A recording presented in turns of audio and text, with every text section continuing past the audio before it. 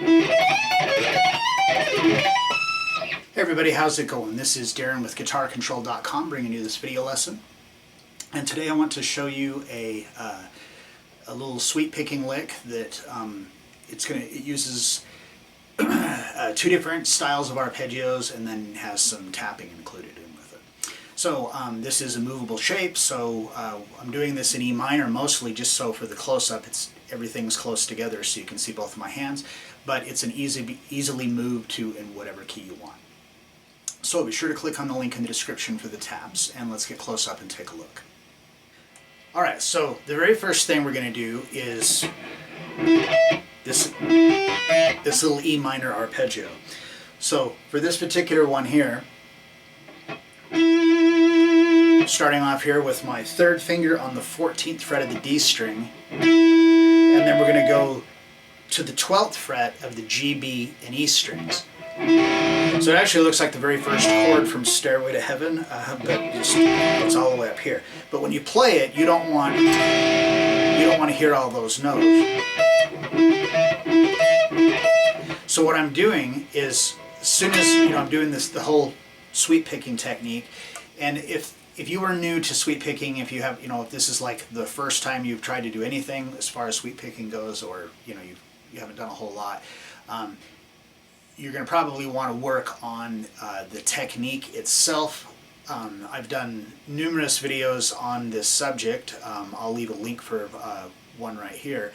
But simply in a nutshell, what we're doing here is that when I play the note on the D string, I'm just letting the pick come to a rest on the G string. And then when I play that note, I'm letting it come to a rest on the B string. And then as I go up, when I go to the B string, I roll my finger here on my left hand up, so that way it's still touching the third string, but it won't ring. And I just do that the rest of the way up. So, and each time you just let the pick come to a rest, because with sweep picking it's one long continuous downstroke and one long continuous upstroke. So, and then we go to the 14th fret of the high E with your third finger, and that'll be an upstroke to the 15th fret is a downstroke. And then we're going to slide up to 17, and we're going to descend a major shape. So we slide up, and we slide up here to 17. We're going to keep our first finger here on the 14th fret. And now we're going to do a pull off to that 14, and then to the 15th fret of the B string, to the 14th fret of the G string. So that's all up, up, and then we're going to ascend back up. So down, down. So far. And then from there, we slide up to the 19th fret with your fourth finger, and then your first finger will be on the 15th fret. Now we're going to do a minor shape. So we're going to pick, after we slide up to 19, it's a pull off to 15, to 17 on the B string, to 16 on the G string, and then to 17 on the D string, and 19 on the A string. And then we just ascend back up, so back to the D string, back to the G string, back to the B string, back to the high E15, hammer 19, and then tap to the 22nd fret.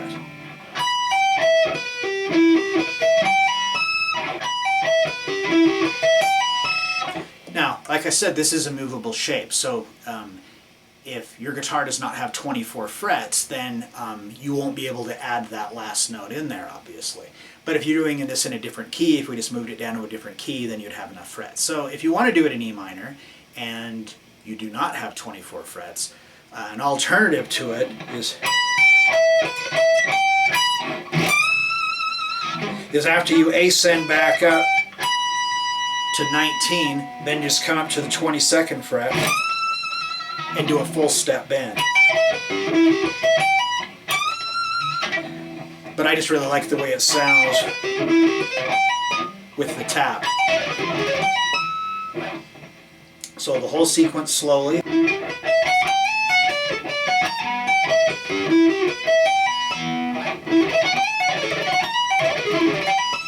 Alright, so these shapes, like I said, they are movable. So if, like this first one here, the reason this is E minor is because that's an E right there. So if we were to move it down a whole step, so we're on the 12th fret and then the 10th fret,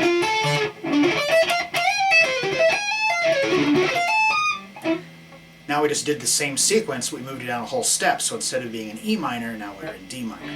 So those shapes, like I said, they're movable. I've done some other lessons and stuff, so if you just check out that link, you can see what these other shapes are and like work with the actual technique.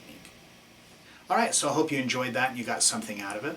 If you like this lesson, be sure to give it a thumbs up and leave me a comment down below if there's something that you'd like to see covered in a future lesson by myself or one of the other instructors at GuitarControl.com. If you have not already done so, please subscribe to the channel. Click that notification bell so that way you don't miss out any of the content that we upload throughout the week. Well, that is all I've got for you today. Thanks for watching and have a great day.